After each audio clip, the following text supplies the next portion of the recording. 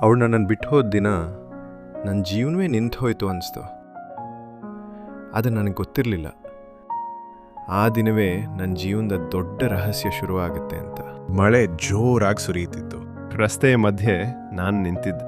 ನನ್ನ ಕೈಯಲ್ಲಿ ಅವಳ ಕೊನೆಯ ಮೆಸೇಜ್. ನಾವು ಇನ್ನು ಮುಂದೆ ಭೇಟಿ ಆಗಬಾರ್ದು.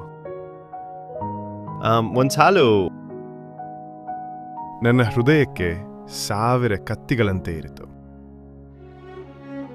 ನಮ್ಮ ಮೊದಲ ಭೇಟಿ ಕಾಲೇಜ್ ಕ್ಯಾಂಟೀನಲ್ಲಿ. ಅವಳು ನಕ್ಕಾಗ ನನಗೆ ಲೋಕವೇ ನಿಂತಂತಾಗ್ತಿತ್ತು. ಅವಳು ಹೇಳಿದ ಮಾತು ಇನ್ನೂ ನೆನಪಿದೆ. ನೀನು ಯಾವತ್ತೂ ನನ್ನ ಬಿಡಬೇಡ. ಆದ್ರೆ ಇವತ್ತು ಅವಳು ನನ್ನ ಬಿಟ್ಲು. ನಾನು ಮನೆಗೆ ಹೋದೆ. ಕೊಠಡಿಯಲ್ಲಿ ಅವಳ ಫೋಟೋ ನೋಡ್ತಾ ಕೂತೆ. ಪವನ್ ಕರ್ ಮಾಡಿದೆ. Switch off. ವಾಟ್ಸ್ಆ್ಯಪ್ ನೋಡಿದೆ. Last seen 2 minutes ago. ಅವಳು ನನ್ನ ಮೆಸೇಜ್ ಓದಿದ್ಲು, ಆದರೆ ಉತ್ತರ ಇಲ್ಲ.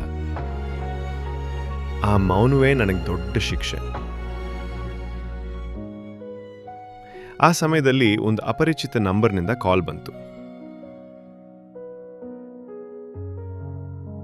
ಹಲೋ, ನೀನು ಅರವಿಂದನಾ? ಹೌದು. ನಿನಗೆ ಸತ್ಯ ಗೊತ್ತಿಲ್ಲ, ಅವಳು ನಿನ್ನನ್ನು ಬಿಟ್ಟಿಲ್ಲ. ನನ್ನ ಹೃದಯ ನಿಲ್ಲುವಂತಾಯ್ತು. ಹಾಗಾದ್ರೆ ಅವಳಿಗೊಂದು ಸಮಸ್ಯೆ ಇದೆ, ದೊಡ್ಡ ಸಮಸ್ಯೆ. ಅವನಿನ್ನೇನು ಹೇಳೋ ಮುನ್ನ ಕಾಲ್ ಕಟ್ಟಾಯಿತು.